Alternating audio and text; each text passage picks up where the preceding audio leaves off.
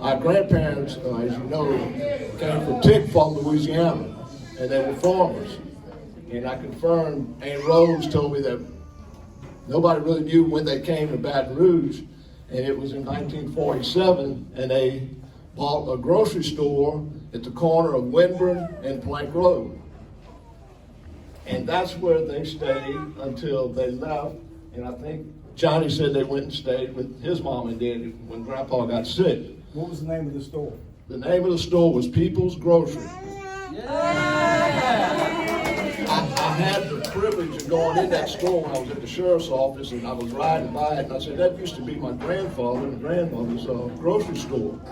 And we went in there, and the old case was still there. It was a small store, a lot smaller than Johnny's. And the room in the back was where Grandma and Grandpa stayed. It was like a little apartment.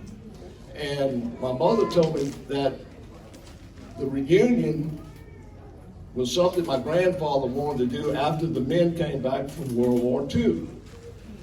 And I think Johnny's daddy, Uncle Joe, Uncle Pete, my daddy, Buster Gazzardo, Uncle Joe, and Uncle Steve were all World War II veterans.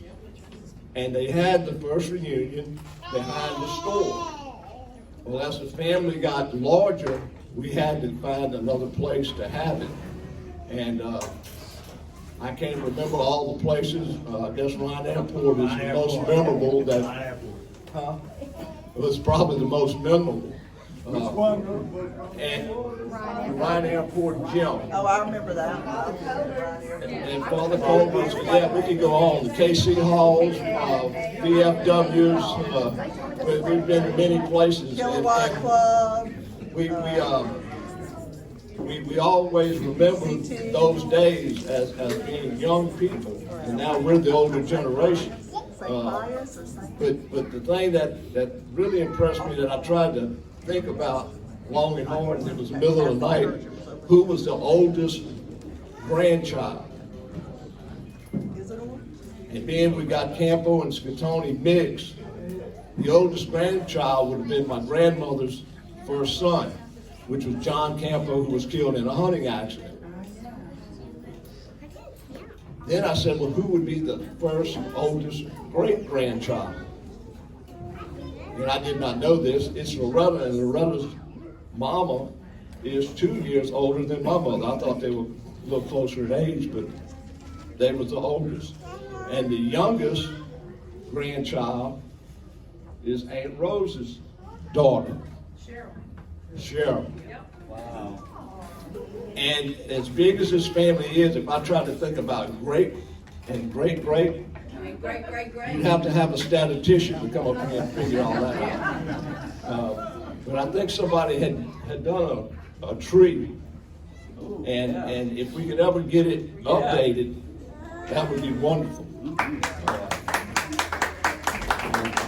That's above my pay grade. Somebody that knows how to do computer work could probably do that. I think. Teresa Valenti said something about a Facebook page that people can post pictures and people that get married or have babies. I'm not on Facebook. Yeah, like a lot of people. But Or you know, some type of social that people can go look at pictures. Our family was brought into the business of the grocery business. Johnny's daddy and Uncle Steve, Uncle Tony and Uncle Joe.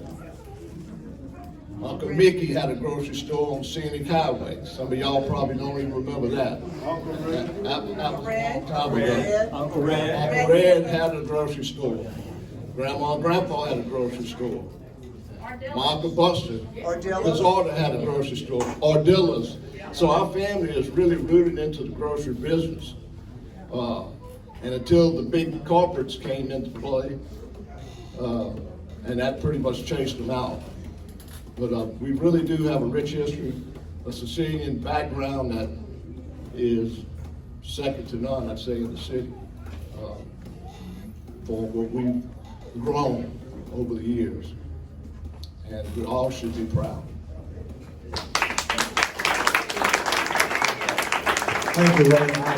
Those are some items that I wasn't even aware of, and it's certainly a rich history and tradition of the Schittone family, Campo family, and I'm even more proud and happy to see the turnout that we have today, especially if you're here to hear what's coming up next from Stephen Campo about our family history as it originated from the island of Sicily. So without further ado, I'm going to turn the program over to Stephen and let him give you information on our rich history. Stephen?